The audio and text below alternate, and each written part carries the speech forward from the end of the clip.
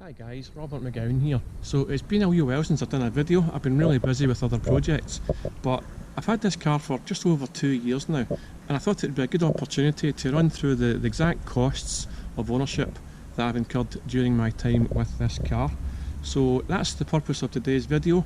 I'm going to give a brief breakdown of exactly what I've spent and what you can expect to spend when you own a car maybe similar to this. This is a 987.2 Boxster 2.9 base model. It's a manual gearbox and I think we're on 44,000 miles now. I've had the car, like I say, just over 2 years. In that time I've covered around about 5,000 miles. So not really that much, but it's been used as a third car on sunny nice days like today, high days and holidays if you like. So let's get into it. So if we first cover ordinary everyday running of the car, that includes tax and insurance.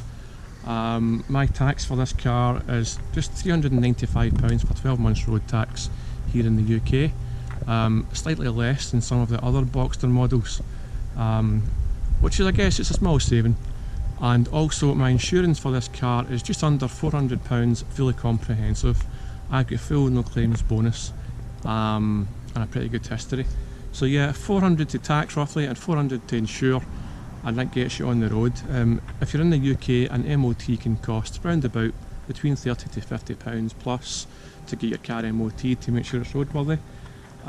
So during my MOT, it passed the MOT, or it's passed both MOTs, but it did ping up a couple of small things that I thought I would get fixed as a preventative measure, and one of those was the exhaust clamps under the car.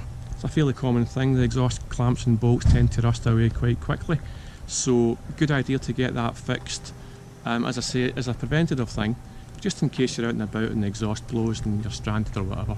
I wouldn't expect you to be stranded if it blows, but it could be embarrassing, and it could be a case of maybe having to potentially get it towed or just drive it really loudly to somewhere.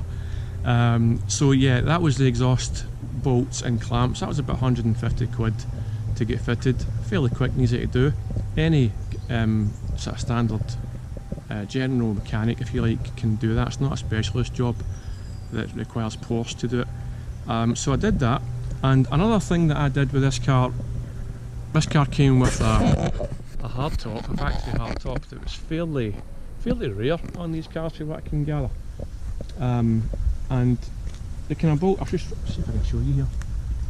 It's not so easy to see actually. I've got in the other side, but the little clamp that holds it together, it's like a little kind of locking mechanism, like a little lever. It's just tucked in behind here. You can't really see it, but it's just, you can see a wee lever there. When the soft top goes up and you put the hard top in place, it locks in place on each side here. Can see the wee holes here where it goes. Hope you can see that. It locks one on each side, and it locks just under here in the centre as well. So anyway, when you press down the wee levers to hold it in place, to lock it in place, one of the levers had actually broken. I think it's called a B-pillar lever lock, something like that, and it could have been repaired. You could probably have repaired it, but I didn't want to faff around with it, so I replaced the locking lever on the hardtop, just to make sure that was safe and secure. Obviously, the part, I think it was £140, which is cheaper than the one that you get for the 986, the Boxster before this. For some reason, that other one is quite expensive, but about 140 quid I paid for the part, and it cost about 120 quid to get it fitted. Fairly tricky job to try and do. So if that happens to you when your hardtop, if the lever goes, it's quite flimsy, probably best to get someone to do it, because my mechanic said it was a very tricky job and he's getting his knuckles, etc. So yeah, so I did that as well. So a couple of small items, and also I had a major service carried out at Porsche last year. So I think that came in at something like £1,400 as well. So that was, like I say, a fairly major service, spark plugs and all the rest of it. I didn't have to get it done at Porsche, but I thought I would, because this car's got the full Porsche service history, and I thought in this case I would just maintain that history. paid a bit more for the privilege, but got a nice courtesy car at the time as well, and that was fun. So yeah, so pretty much that is it over the 2 years. So under £2,000 between the service and the exhaust bolts and the B-pillar lock. And I don't even really count the service, although it's part of the ownership cost. I see that's kind of being out with the ownership cost really, because cars all require a service. But even if we do include it, that's still under £2,000 for over 2 years of this, excluding MOT and tax and insurance. So pretty, I would say, inexpensive to own this car so far.